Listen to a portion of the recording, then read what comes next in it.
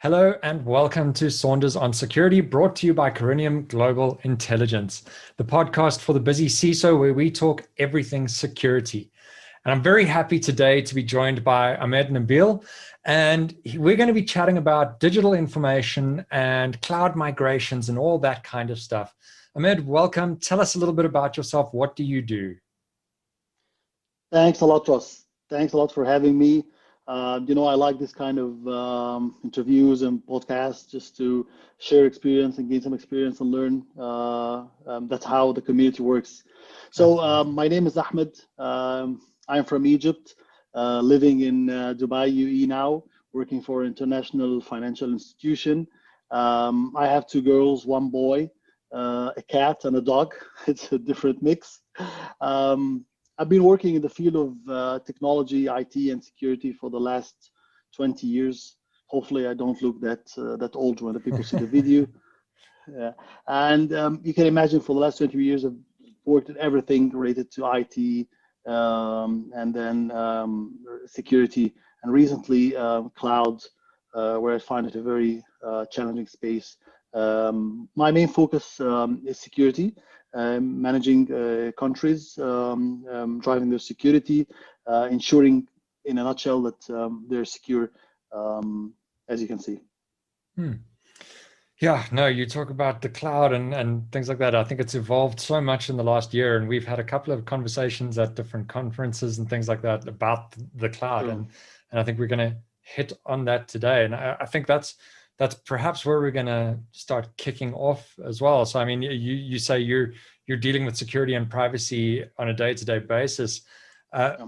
you and I have spoken about the changes that COVID and everything has prompted us with before.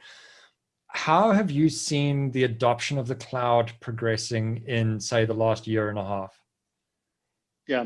So first of all, yeah, we really hope this pandemic, because I believe it will end at one point. Hopefully, everyone will be safe. So as you mentioned, this pandemic or the COVID really proved to us that companies, organization that were ready to leverage cloud resources more than their competitors, more than their peers, were able to survive, and they have been in a much less exposure to risk. Mm. Cloud, everyone is dealing with the cloud as if it's the big threat to security and all those kind of things. And I always, since you mentioned the events and all this kind of thing, I always mention that the cloud is a real opportunity for us to enhance.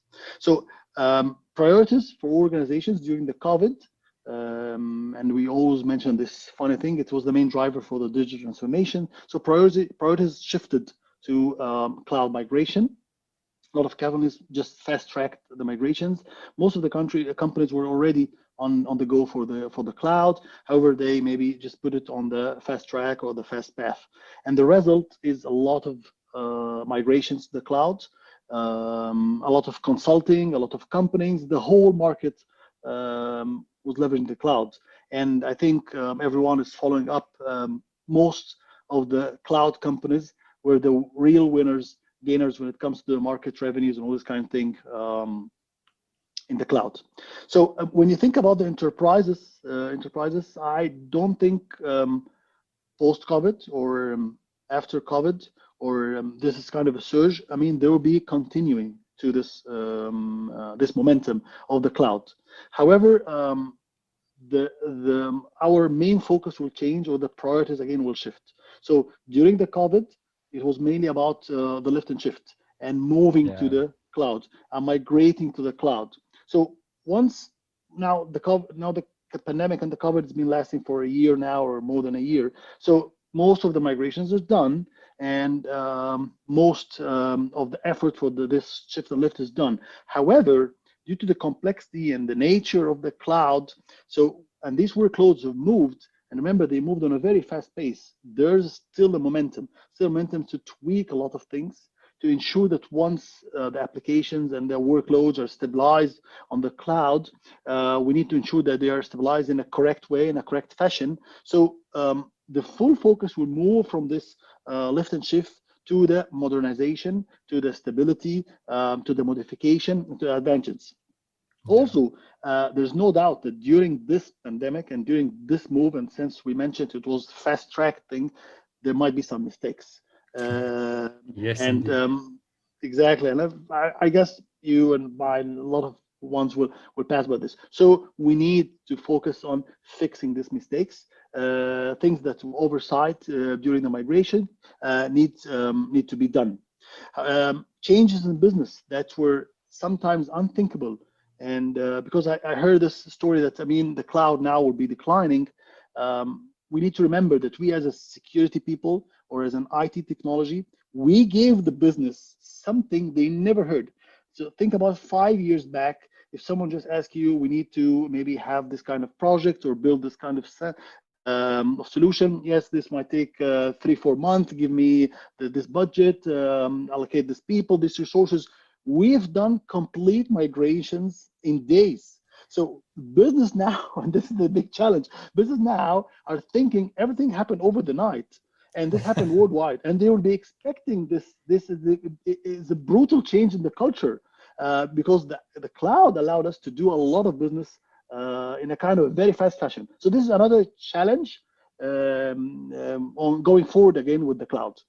Yeah, I think you mentioned a couple of things there that I want to touch on that are vitally important, I think, to this. And the first was right at the beginning. You said, companies who were ready, it kind of gave them that competitive advantage. And I think that's a very pertinent thing to say, because we've seen a lot of companies move into the cloud a lot smoother if they were already on that journey. I know I worked with a couple of clients that when lockdowns hit and things like that, it was barely a speed bump for them because they were already in the cloud and quite comfortable, and it really worked for them. And they actually got ahead because they suddenly had 3 weeks where they just continued as usual while others were catching up and competitors were catching up. I think the other thing that you mentioned that I just want to touch on as well is that how we did that lift and shift in a couple of days.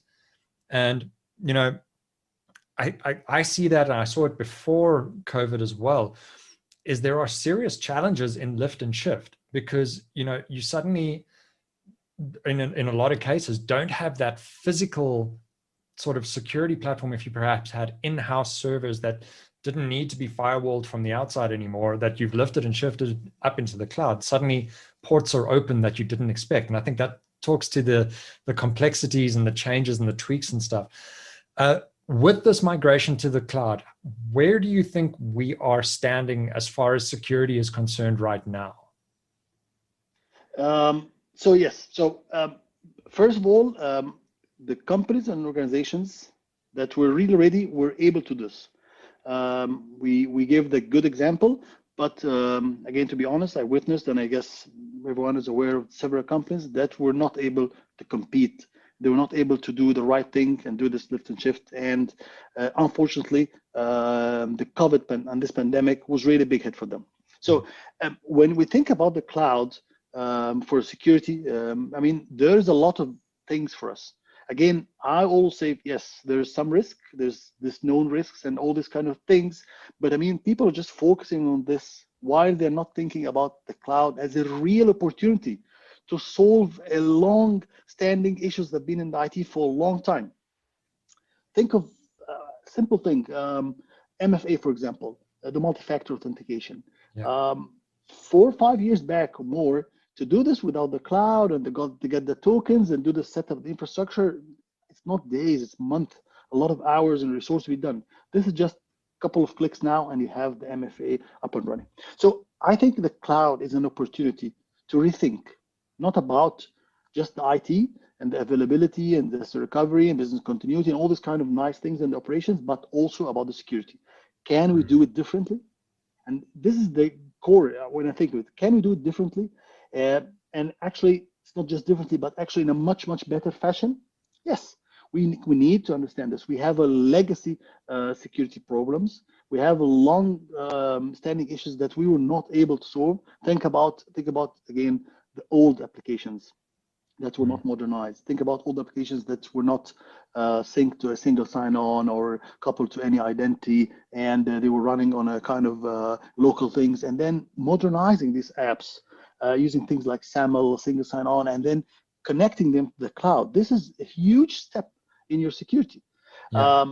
When you think about this, it's not about when you think about the cloud, to be honest, we're all saying, yeah, the cloud is very scary. You're storing your stuff in another computer, all these kind of things. But when you really think about the cloud, it's not about the cloud being hacked. Unfortunately, there might be some incidents, of course, but unfortunately, most of the attacks that's happening, it's about misconfiguration from you. It's about using a weak password. It's about not applying MFA. It's about the permission, again, misconfigured systems. So this is not cloud technology problem, but it's unfortunately you're still existing old problems that you're taking it down from the on-prem to the cloud. Yeah. So these are the things, and the cloud, what's really offering us is an opportunity to leverage new technology to solve these issues.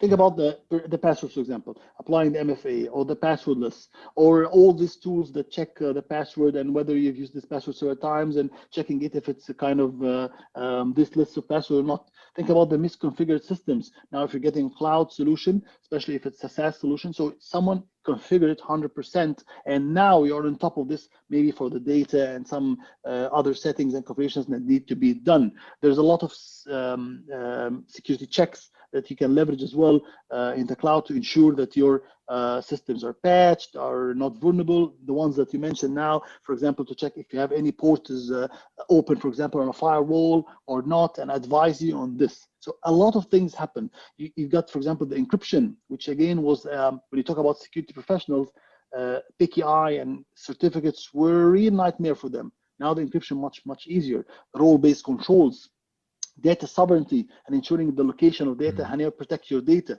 And then coupled with that sovereignty, you're gonna find the compliance. Think about the business continuity. Again, one of the hardest thing to be done in the old-fashioned renting another data center, ensuring, for example, whether you want to have it a heat or warm or cold site. Now you can have full business continuity in a different continent. All these are opportunities that are open for us as security professionals in the cloud, to be honest. Yeah, that's so true.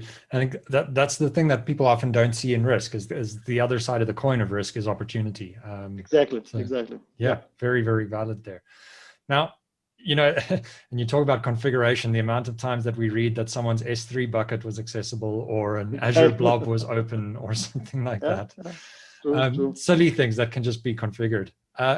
So, do you see that there's any sort of kind of data or systems or anything that's most at risk or most sought after if a hacker is coming after it, if like some dude with a hoodie sitting in a basement somewhere, as the media always portrays them to be?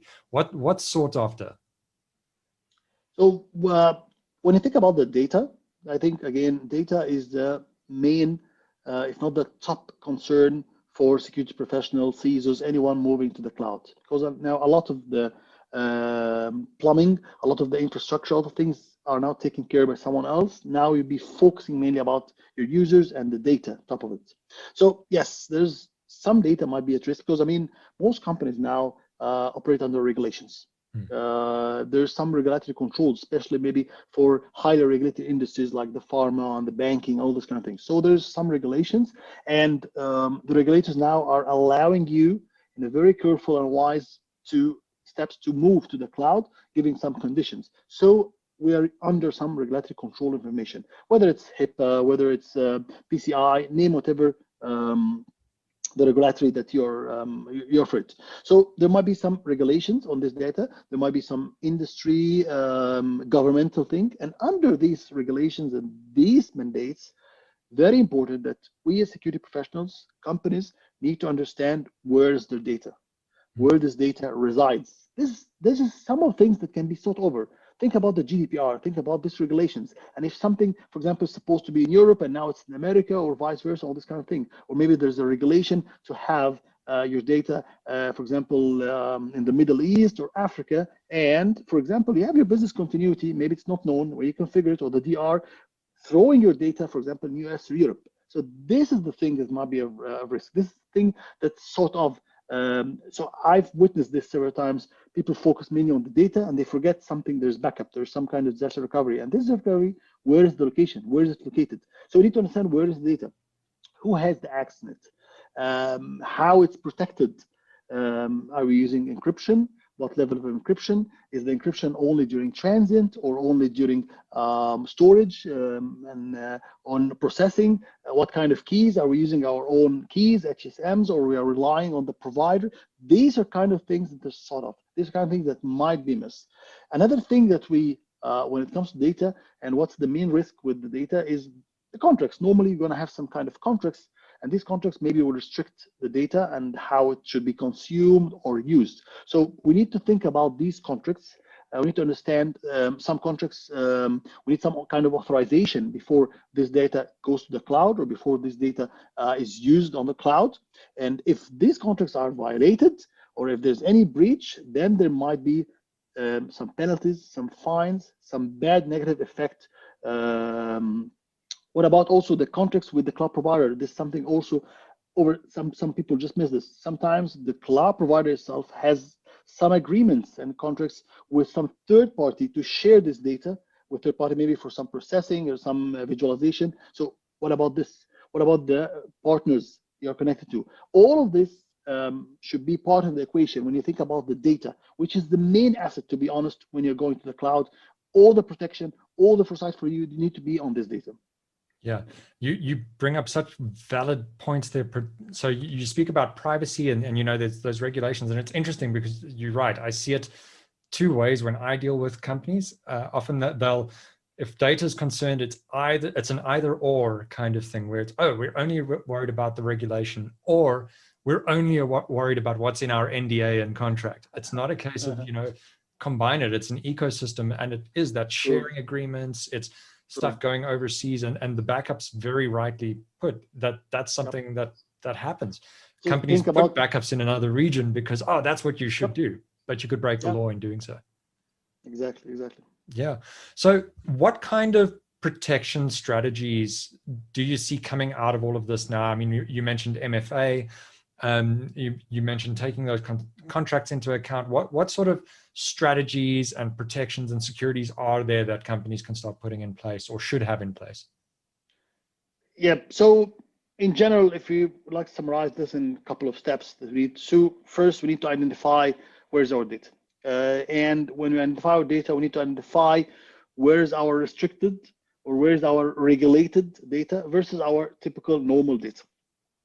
So again, when it comes to the cloud and putting some data some other hands, the greatest risk here would be the penalties, the reputation, the fines, the contract violations that might happen, or maybe the loss of intellectual property if you have some intellectual property data.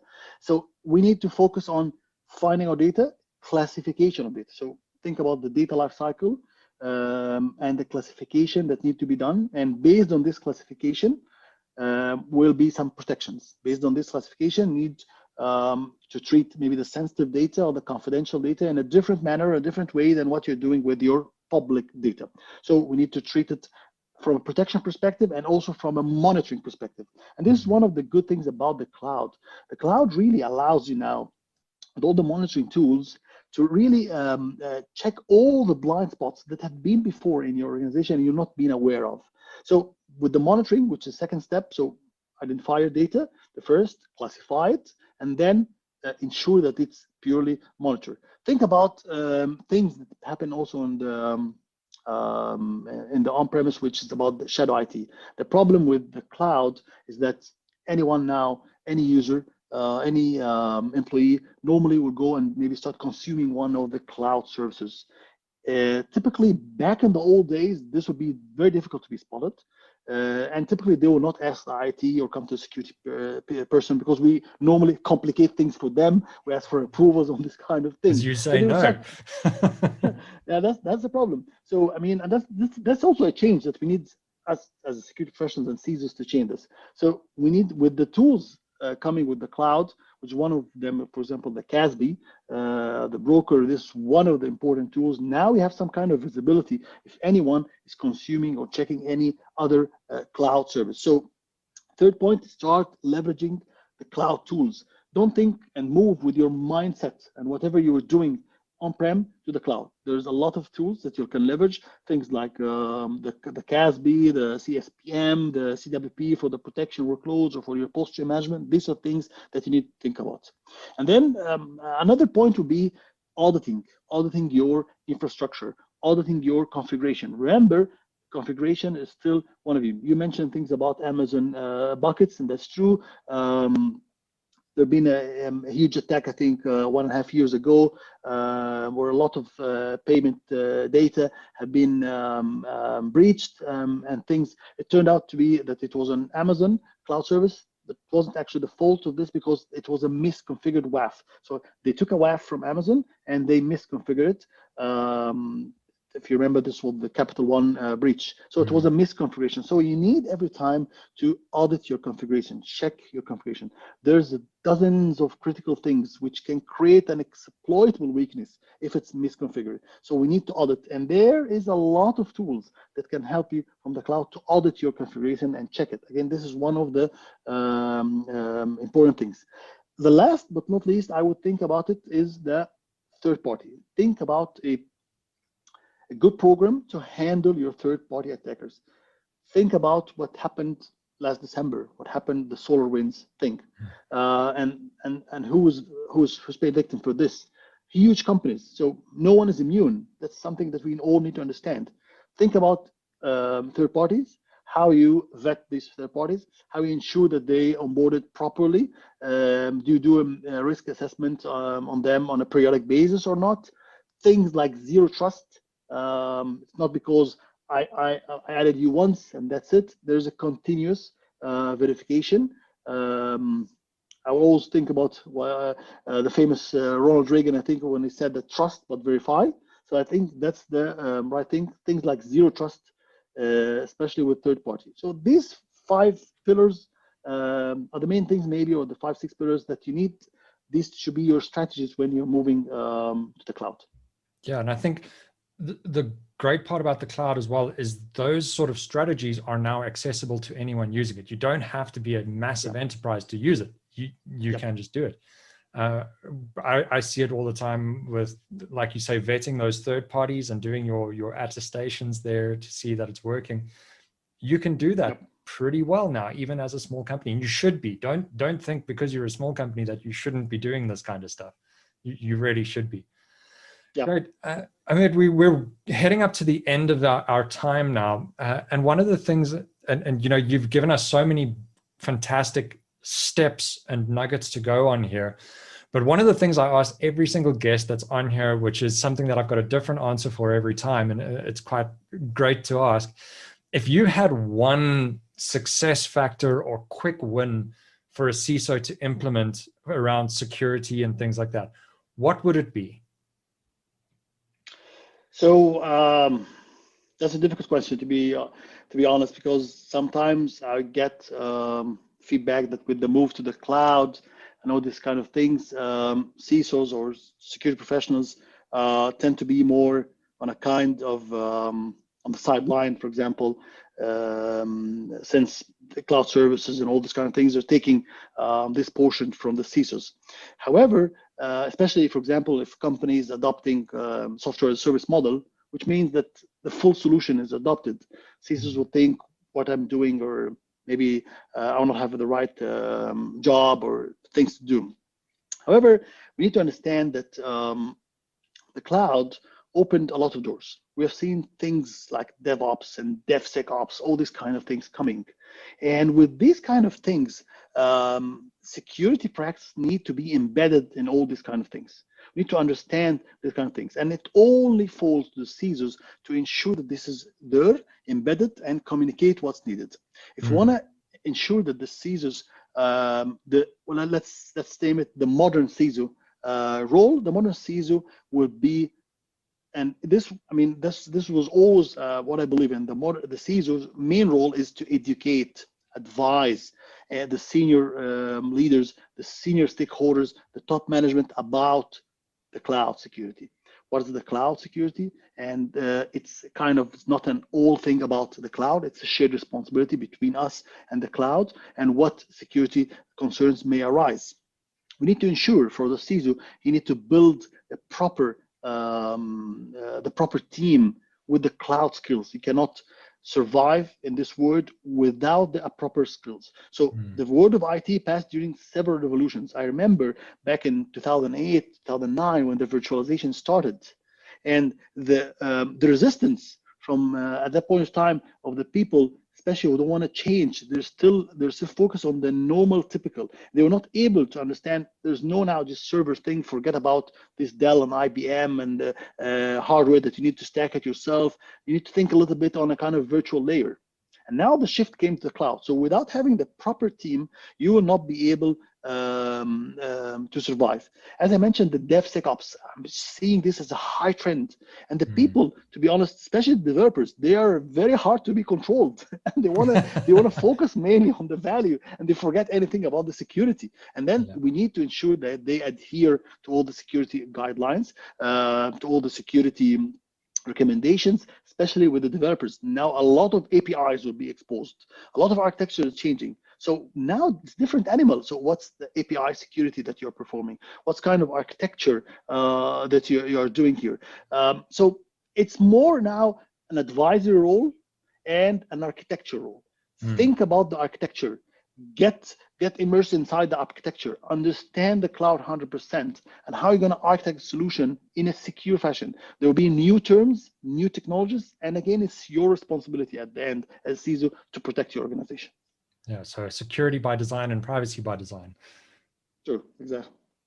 Yeah, great. Well, Ahmed, thank you so much for joining us today. I think this has been a fantastic conversation, and I think we've got a lot of steps that we can take away from it and implement.